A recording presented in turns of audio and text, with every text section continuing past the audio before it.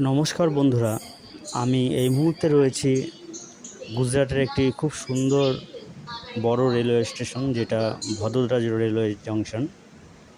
তো এখান থেকে তোমরা খুব সুন্দর একটি দৃশ্য দেখতে পাচ্ছ যে দোতলা ট্রেন অথবা ডবল ডেকার ট্রেন এটা চলছে এই আহমেদাবাদ থেকে মুম্বাই সেন্ট্রাল পর্যন্ত।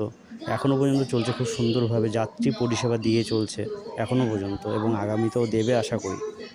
কিন্তু এরকমই একটা ট্রেন আমাদের হাওড়া জংশনে পড়ে নষ্ট হচ্ছে, কিছুদিন আগে দেখেছিলাম। তো পড়ে ওটা নষ্ট হচ্ছে, বিভিন্ন কারণ হয়তো রয়েছে সেটা, কিন্তু আশা করি ওটা চালানো যেতে পারে, যেহেতু এটা চলছে।